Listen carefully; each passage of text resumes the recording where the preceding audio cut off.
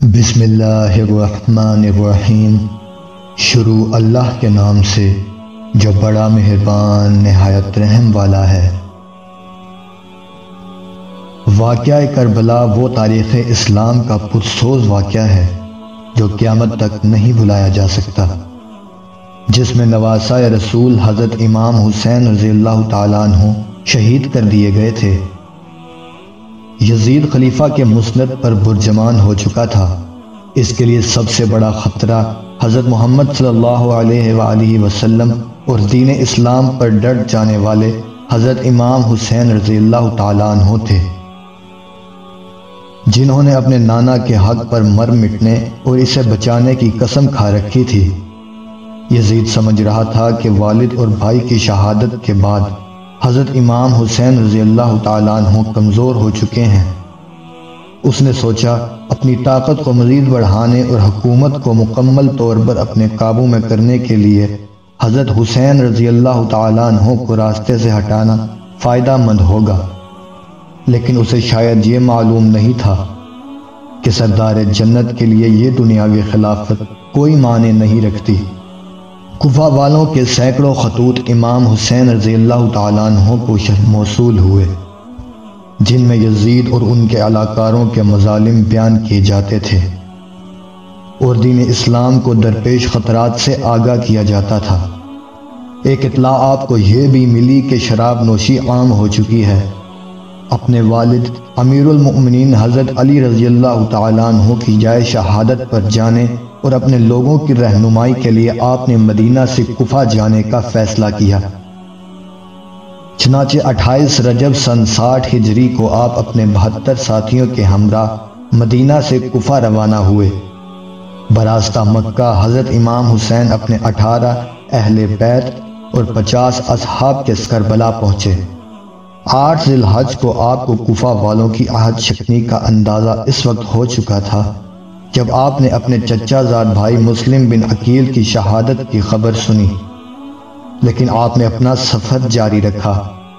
شاید آپ اپنے نانا حضرت محمد صلی اللہ علیہ وآلہ وسلم کی اس پیشن گوئی کا انتظار کر رہے تھے جس کا ذکر حضرت محمد صلی اللہ علیہ وآلہ وسلم نے اپنی زوجہ ام المومنین حضرت ام سلمہ سے کیا تھا۔ بخاری شریف کی روایت کے مطابق آپ نے ام سلمہ کو مٹی دی اور کہا تھا یہ کربلا کی مٹی ہے، جب یہ سرخ ہو جائے تو سمجھ لینا کہ میرے جگر کا گوشہ اور میرے گھر کا پھول حسین ابن علی شہید کر دیا گیا ہے۔ حضرت امام حسین اپنے اہل بیت کے ہمراہ 2 محرم الحرام سن 61 ہجری کو کربلا پہنچے۔ بعض روایات میں آتا ہے کہ جب آپ کی سواری کربلا کے ریگستان میں پہنچی تو آپ کے گھوڑے پر ایک عجیب سی کیفیت طاری تھی، جیسے وہ آپ کو یہاں سے لے کر دور بھاگنا چاہتا ہو۔ آپ نے پوچھا یہ کون سا مقام ہے تو معلوم ہوا یہ سرزمین کربلا ہے۔ آپ نے ارشاد فرمایا قافلوں کو یہاں روک دیا جائے، ہم یہیں پر قیام کریں گے۔ اصحاب نے آپ کے حکم کی تعمیل کی اور کربلا کے بنجر ریگستان میں خیمے لگا دیے۔ آپ نے آسمان کی طرف دیکھ کر اللہ سے دعا کی، اے اللہ میرے نانا کے دین کی حفاظت فرما اور اسے زندہ اور آباد رکھ۔ آپ کو اطلاع مل چکی تھی کہ آپ کے چچا زاد بھائی مسلم بن عقیل، جن کو آپ نے اپنا سفیر بنا کر کوفہ بھیجا تھا، کہ وہاں کے حالات معلوم کر کے آپ کو خبر دے، ان کو انتہائی بے دردی کے ساتھ شہید کر دیا گیا ہے۔ کوفہ کے لوگ جو آپ کو بار بار خطوط بھیج رہے تھے، وہ کوفہ کے گورنر ابن زیاد کے خوف یا لالچ سے حضرت مسلم بن عقیل کو تنہا چھوڑ چکے تھے اور وہ کوفہ کی گلیوں سے بالکل ناواقف تھے۔ ابن زیاد کے ایک سپہ سالار نے ان کو امان کا وعدہ دے کر گرفتار کیا اور بعد میں انہیں کوفہ کے محل کی چھت سے دھکا دے کر شہید کر دیا۔ اپنے چچا زاد بھائی کی شہادت کا صدمہ اور کوفہ والوں کی بے وفائی کا افسوس آپ کو آگے بڑھنے پر مجبور کر رہا تھا، اور مقصد اتنا بڑا تھا کہ آپ پیچھے ہٹ نہیں سکتے تھے۔ حضرت امام حسین رضی اللہ تعالیٰ عنہ کو کوفہ سے سینکڑوں خطوط موصول ہوئے۔ آپ نے اپنے مسلم بن عقیل کے ہاتھ جو خط بھجوایا، اس کے الفاظ کچھ یوں تھے، آپ نے فرمایا میں اپنے خاندان کے سب سے بااعتماد چچا زاد بھائی کو آپ لوگوں کی طرف بھیج رہا ہوں تاکہ وہ مجھے آپ لوگوں کے حالات سے آگاہ کرے۔ اگر اس نے مجھے خبر دی کہ آپ لوگ وہی ہیں جنہوں نے مجھے خطوط لکھے تو میں آپ کے ہاں آؤں گا۔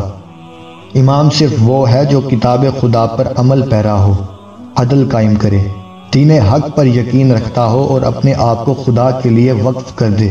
مگر افسوس، سفیر امام حسین رضی اللہ تعالیٰ عنہ حضرت مسلم بن عقیل کو شہید کر دیا گیا۔ خیمے لگ چکے تھے اور ترتیب کچھ یوں تھی کہ سب سے آگے پہلا خیمہ حضرت عباس کا تھا۔ حضرت عباس کا نام ذہن میں آتے ہی جو الفاظ ذہن میں آتے ہیں وہ ہیں وفا، سچائی، بہادری اور حق پر ڈٹ جانا۔ یہ ایسے شہید ہیں جو غازی کہلاتے ہیں۔ حضرت عباس حضرت علی رضی اللہ تعالی عنہ کی دوسری بیوی ام بنی سے ہیں۔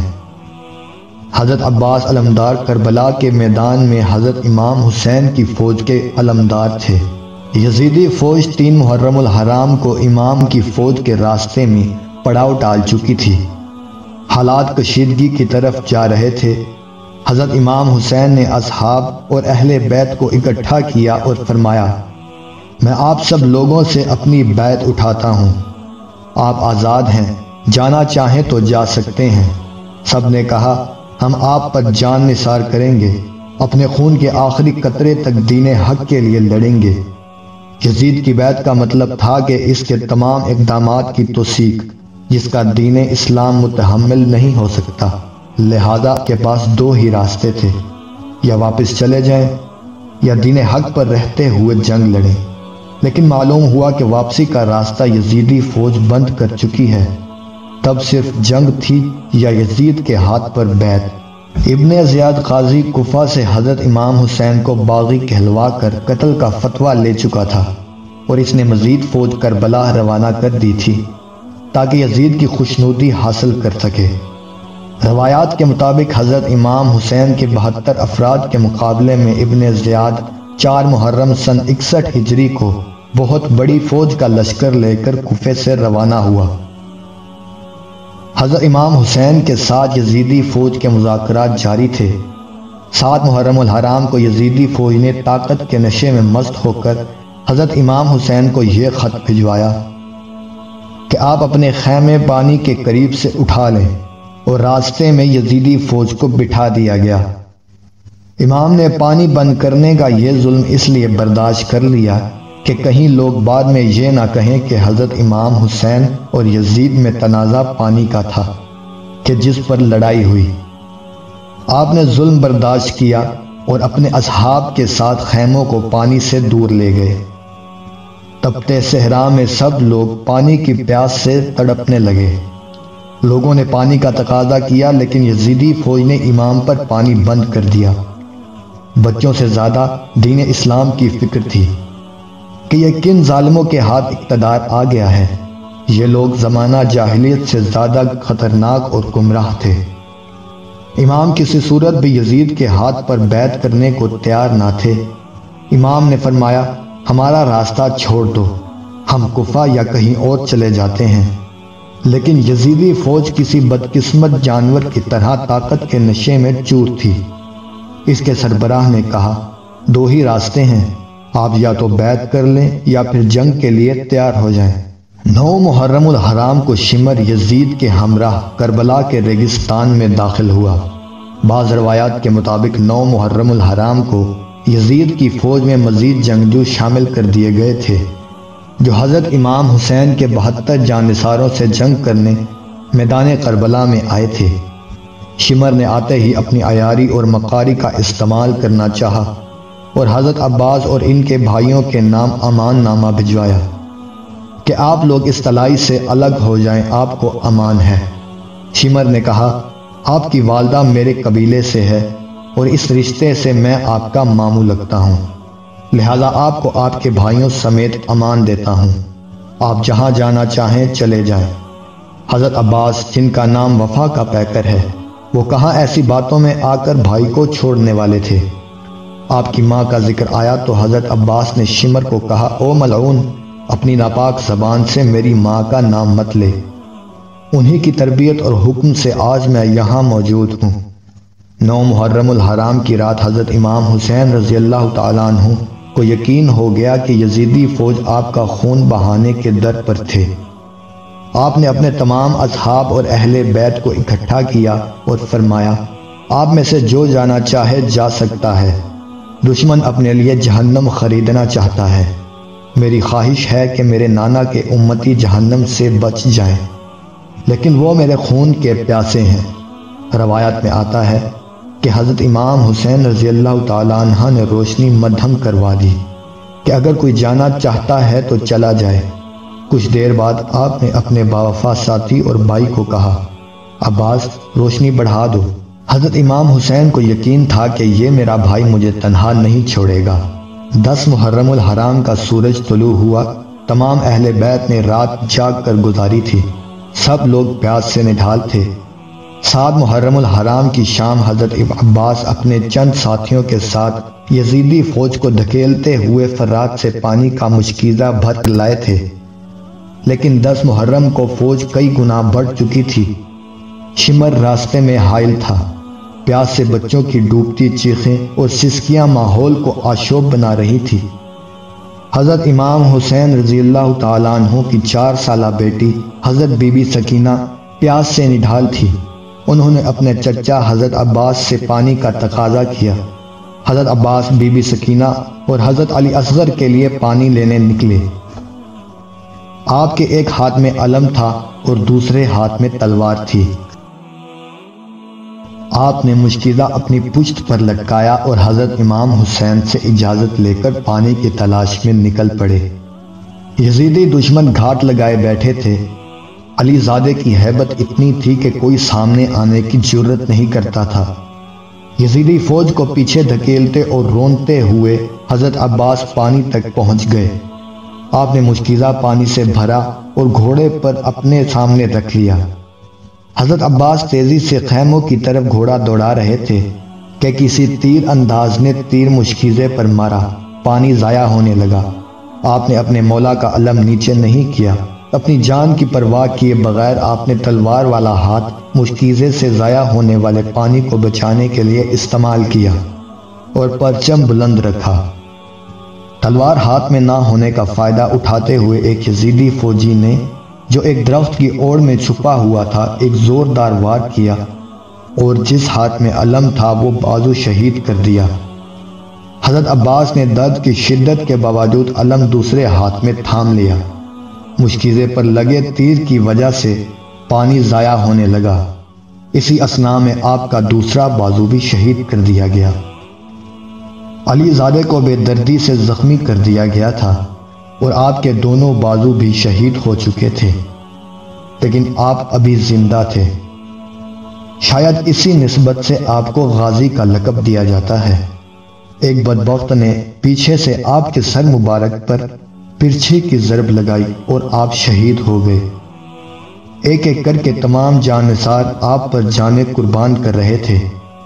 حضرت امام حسین آخر تک ان ظالموں کو یہی ترغیب دیتے رہے، اے ظالموں، کیوں اپنے لیے جہنم خریدتے ہو؟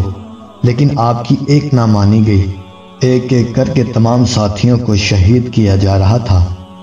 بالآخر آپ لڑنے کے لیے میدان کربلا میں اترے اور یزیدی فوج کی صفیں الٹ دی۔ نواسہ رسول صلی اللہ علیہ وآلہ وسلم قہر بن کر یزیدی فوج پر ٹوٹے۔ 10 محرم الحرام عصر کا وقت ہوا۔ آپ گھوڑے سے اترے، ریت سے تیمم کیا اور نماز کے لیے کھڑے ہو گئے۔ یزیدی فوج کی بزدل سپاہی جو قریب ہی منڈلا رہے تھے، آپ پر حملہ کرنے کی جرت نہ کرتے تھے۔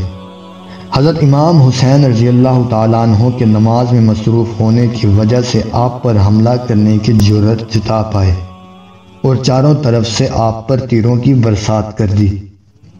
نماز میں مصروف ہونے کی وجہ سے حضرت امام حسین رضی اللہ تعالیٰ عنہ کو تیروں کی تکلیف کا اندازہ نہیں تھا۔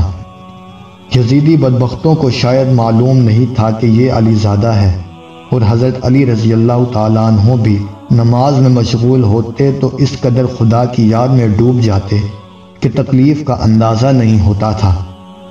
جب حضرت امام حسین رضی اللہ تعالیٰ عنہ سجدے میں گئے تو شمر نے اپنی تلوار سے آپ کا سر مبارک جسم سے الگ کر دیا اور اس کو نیزے پر بلند کیا۔ حضرت زینب رضی اللہ تعالیٰ عنہ یہ سارا منظر دیکھ رہی تھی۔ خیموں سے بیویوں کی رونے کی آوازیں آنے لگی تو یزیدی فوجیوں نے خیموں کو آگ لگا دی۔ خواتین کے سروں سے دوپٹے چھین لیے گئے اور سب کو قیدی بنا کر یزید کے دربار میں پیش کر دیا۔ حضرت امام حسین رضی اللہ تعالیٰ عنہ نے حق پر ثابت قدم رہتے ہوئے کس طرح فسق و فجور کا مقابلہ کیا اور آنے والی نسلوں کے لیے مثال قائم کر دی۔ حضرت امام حسین رضی اللہ تعالیٰ عنہ پر آنے والے مصائب سن کر چند آنسو بہا لینے سے کچھ نہیں ہوتا۔ امام پاک رضی اللہ تعالیٰ عنہ سے سچی محبت ہے تو امام حسین رضی اللہ تعالیٰ عنہ کی پیروی کرتے ہوئے حق اور صداقت کے پرچم کو بلند کرے، اور جس عظیم مقصد کے لیے حضرت امام حسین رضی اللہ تعالیٰ عنہ نے اپنا گھر بار جان سب کچھ قربان کر دیا، اس کو اپنا مقصد اولین بنائیں۔ دوستوں، مزید ویڈیوز دیکھنے کے لیے ہمارے چینل کو سبسکرائب کریں اور ساتھ میں موجود بیل آئیکن کو بھی پریس کر دیں تاکہ ہر آنے والی ویڈیو کا نوٹیفیکیشن آپ کو بر وقت ملتا رہے۔ انشاءاللہ ملاقات ہوتی ہے اگلی ویڈیو میں، تب تک کے لیے خدا حافظ۔